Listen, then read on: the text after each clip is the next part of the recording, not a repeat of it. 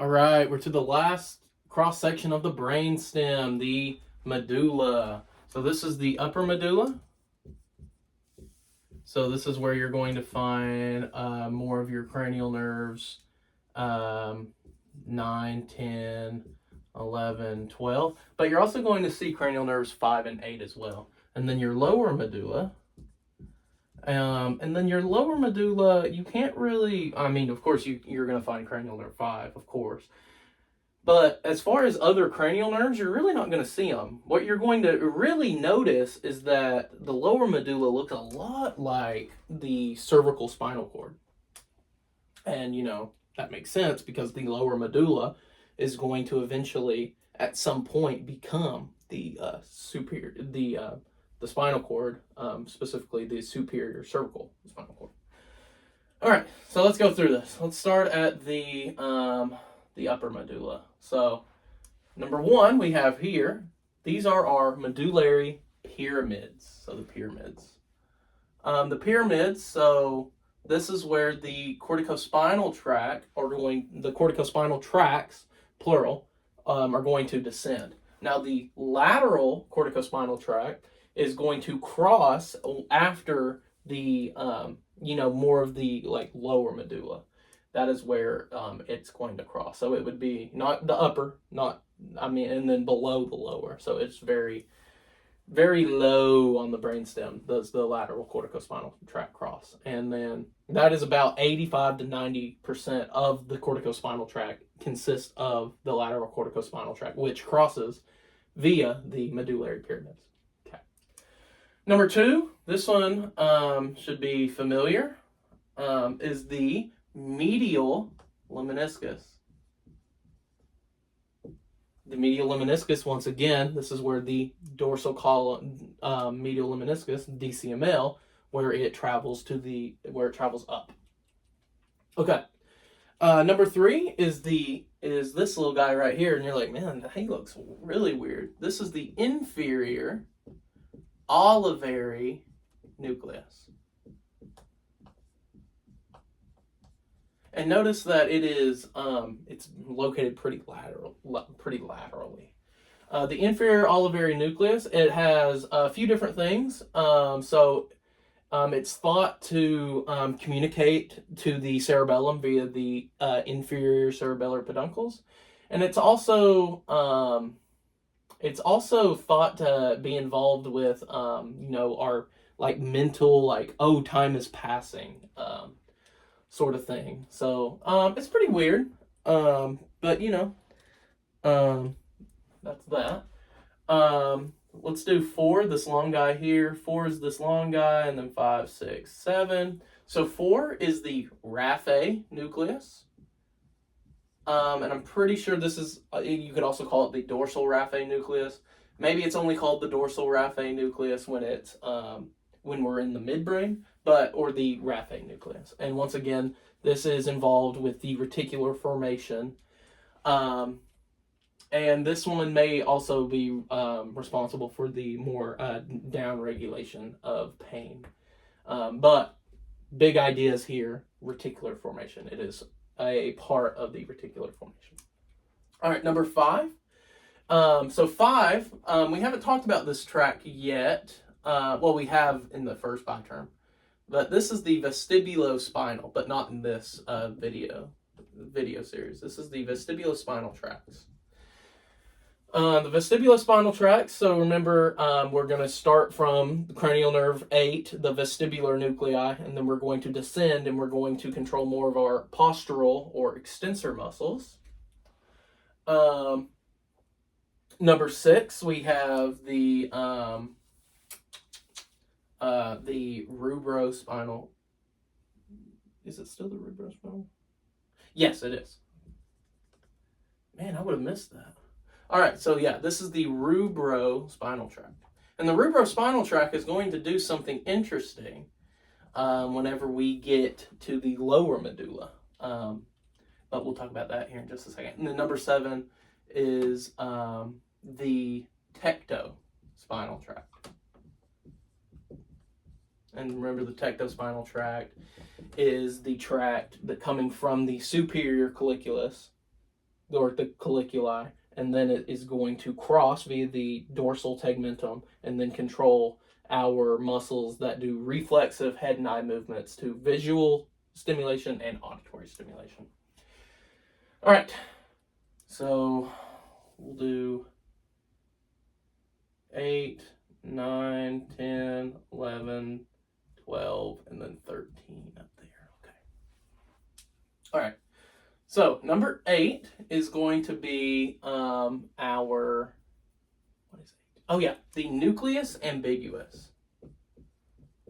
And the nucleus ambiguous, that is going to include our cranial nerves 9, 10, and 11. But mostly it's going to be 9 and 10. Some resources I've said it also includes 11 in on that, but it's not something to get too bent out of shape. Really think about 9 and 10, and what do 9 and 10 do? Well, among other things, they're going to be responsible for the muscles of the throat. So, things like difficulty so if this was damaged, things like difficulty swallowing, dysphagia, and then maybe some issues communicating or pronouncing things. Dysarthria, that would be a thing. Okay, so the nucleus ambiguous. Think more 9 and 10, but maybe a little bit of 11. It depends on who you ask. 9 is going to be our trigeminal lemniscus, because where we have a trigeminal nuclei, we have to have a track for it to go up. So trigeminal lemniscus. And then 10 is cranial nerve 5, the spinal nuclei, because we're in the medulla, but, cranial nerve 5 is located all throughout. And then 11 and 12. 11, let me find it. Okay. So 11, so the one that's located more laterally, is the accessory cuneate nucleus. And the accessory cuneate nucleus, what tract? It was one of our spinocerebellar tracts. It synapses with its second order neuron at the accessory cuneate nucleus. It was the cuneo-cerebellar tract. So remember the cuneo-cerebellar tract, it comes up ipsilaterally. It doesn't synapse at the dorsal gray horn. And then it ascends up through the fasciculus cuneatus, and then it synapses with the accessory cuneate nucleus, and then it goes through the inferior cerebellar peduncles, and then goes to the cerebellar cortex. And then 12 is, we have a little bit of cranial nerve 8, the vestibular nucleus. And then specifically, this is the inferior vestibular nucleus. So if you go back to when we were learning about the vestibulospinal tract, the medial vestibulospinal tract started in the medulla via the inferior vestibular nuclei. That's what that is. So yeah. And then 13, that is going to be cranial nerve 12, that being hypoglossal. And what kind of muscles does it innervate? It's going to be the muscles of the tongue. Muscles of the tongue. All right. Another thing to, just kind of point out here. So this would be around here, around here-ish. This is where the inferior cerebellar peduncles are going to be. But yeah, once again, it depends on who you ask. Some people would say, oh, that's only in the pons. The cerebellar peduncles are only in the pons. But once again, it depends on who you ask. All right. Last cross section here, the lower medulla. So we have the pyramids, we have the medial lemniscus, and then we have our tracts here, right? Okay. But these things back here, these are new. But they shouldn't be a foreign concept because we're in the lower medulla and we see these 8 things, really. these are, so we'll do 15, 16, 17, and 18. 15 is going to be, these are all involved with our dorsal column, specifically where the first neuron synapse is on the second. So 15 and 17, these are going to be fasciculus. So fasciculus. The more medial one is the gracilis. Gracilis. And then the more lateral one is the cuneatus. And then 16 and 18, these are nucleus,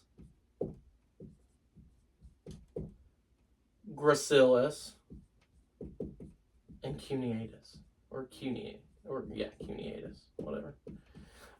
So yeah, remember that the dorsal column, they come up via the fasciculus, and then they synapse with the nucleus gracilis and the nucleus cuneatus, and then they what? They cross to the medial lemniscus, and then they go up.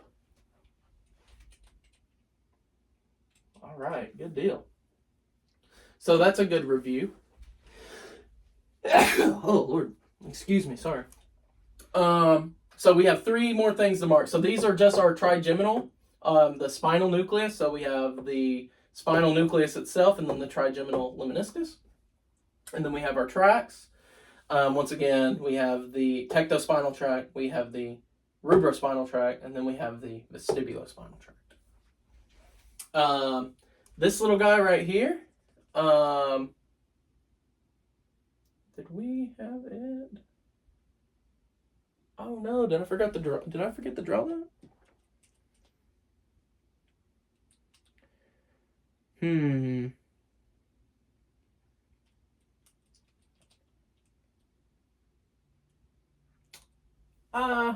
I don't think I did. Oh well, regardless. So 19. So, oh wait, hold up. All right, so, sorry, I'm bending myself. I'm getting a bit confused. All right, so 19 is going to be right here. This is our spinothalamic tract. So the spinothalamic tract has not quite became the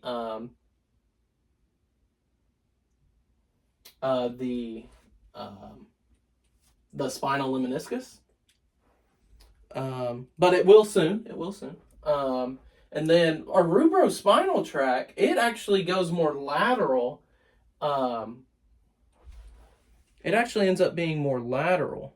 So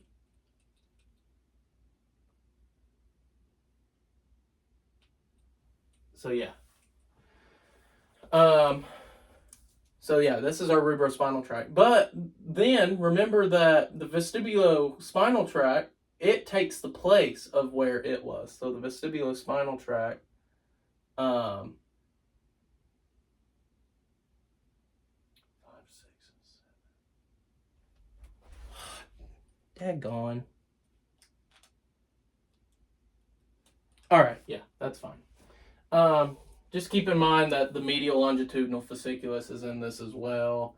I just got a bit confused. So let's see, 5, 6, and 7. So 7 is actually,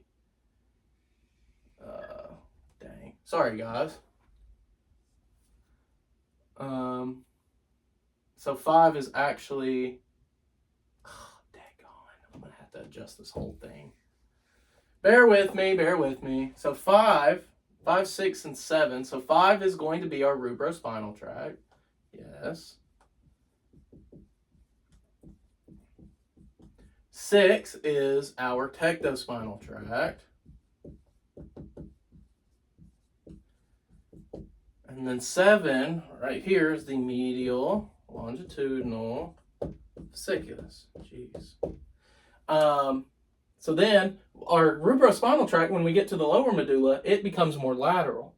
But then we have a tract that replaces its spot, and that is the vestibulospinal tract.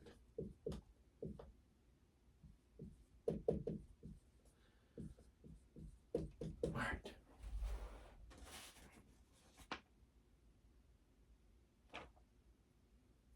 Good, good, good.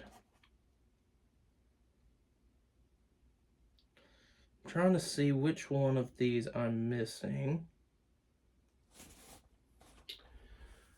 So yeah, the last one is this guy right here, and these are our spinocerebellar tracts. So remember, we have the ventral or anterior spinocerebellar tract, and then the dorsal spinocerebellar tract. All right, we got a little confused there at the end. I'm sorry about that, but this should be right. But yeah, this stuff isn't easy. It's a whole lot of stuff. But just bear with it. Spend some time looking at pictures. And I'm sure we're going to get some very wonderful coloring sheets and fill in the blank when we get to immersion. Just don't spiral, guys. You got this.